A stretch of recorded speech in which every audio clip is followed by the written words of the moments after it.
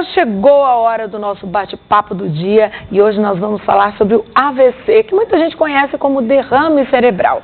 Hoje é o Dia Mundial dessa doença, que é a que mais mata no Brasil e a que mais causa incapacidade no mundo. Quem conversa comigo agora é o neurologista Marco Túlio Pedatella. E se você tem alguma dúvida, manda para o nosso WhatsApp, que é o 3201-7700. Boa tarde, bem-vindo, doutor. Boa tarde, Michele. Boa tarde, telespectadores.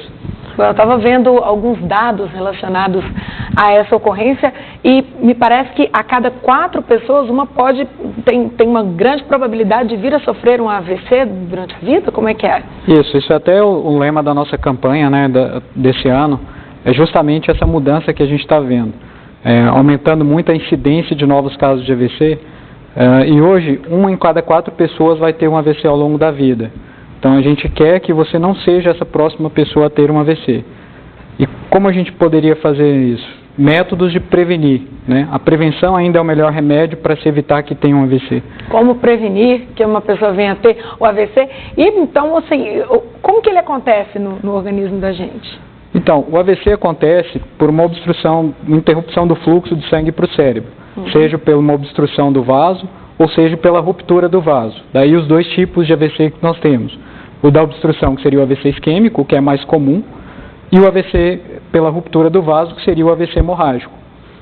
Certo. E as formas para a gente, então, tentar evitar que isso aconteça e aí destrua a nossa vida, a nossa qualidade de vida, já que a gente vê que é a doença, a ocorrência que mais deixa as pessoas incapacitadas no mundo, né? Isso. Hoje é uma das doenças que mais mata e que a principal causa de incapacidade no mundo realmente é o AVC. E as formas de prevenir, Michele, é justamente passar a ter uma vida mais saudável. Corrigir sua alimentação, praticar atividade física, né, controlar os seus fatores de risco, principalmente a pressão alta, diabetes, colesterol elevado, obesidade, então, o sedentarismo, evitar o fumo, evitar o consumo de bebida alcoólica, tá? Se tiver algum problema cardíaco, procurar o seu cardiologista e estar acompanhando e estar tratando da forma adequada.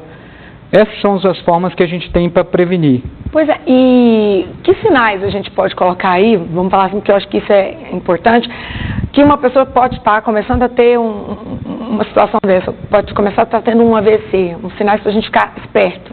Então, os sinais seriam os principais: a perda súbita, né, da força de um ou de ambos os lados do corpo, ou a perda da sensibilidade também de um ou de ambos os lados do corpo, uma alteração na fala, seja uma dificuldade para falar ou para se fazer ser compreendido, ou até para compreender aquilo que as pessoas estão falando. Eu vi que vocês distribuíram uns folders aí, que eu achei interessante, com umas dicas de como a pessoa fazer o teste para saber, você está com o pai, o irmão, sei lá, o tio, o avô, como é que você está achando que ele não está muito bem, como faz esse teste rápido para saber se a pessoa está ou não está tendo um AVC?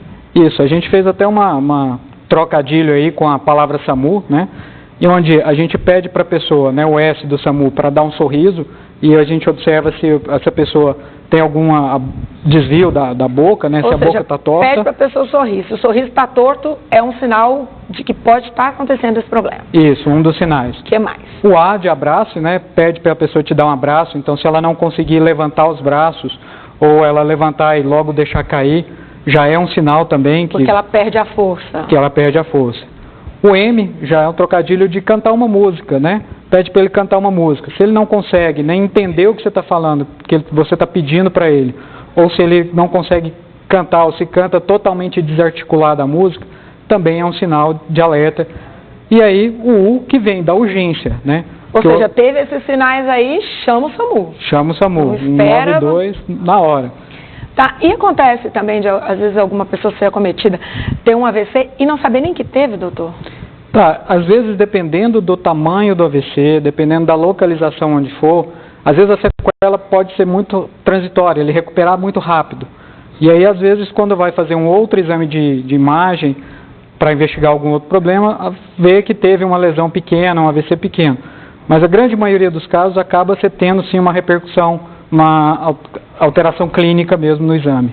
Aí se a pessoa tiver qualquer sintoma e achar que passou por um acaso, deve deixar de lado e ficar tranquilo, ou o ideal é que procure um médico, mesmo assim, porque às vezes a pessoa tem um sintoma, depois ficou bem e fala, ah, não, tá tudo bem, não precisa ir ao médico. Não, o ideal é que procure o médico, que seja avaliado, Certo. porque a gente tem que investigar o porquê daquele paciente ter tido um AVC.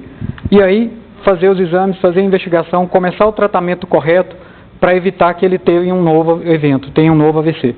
Bom, gente, então a gente aproveita esse dia mundial aí do AVC para trazer o alerta e te mostrar os sinais aí para você ficar esperto, não passar por isso e conseguir socorrer as pessoas que estão perto de você. Muito obrigado, doutor Marco Túlio Pedatella, que é neurologista. Obrigada. Obrigado a você. Boa tarde. Ótima tarde. Boa tarde.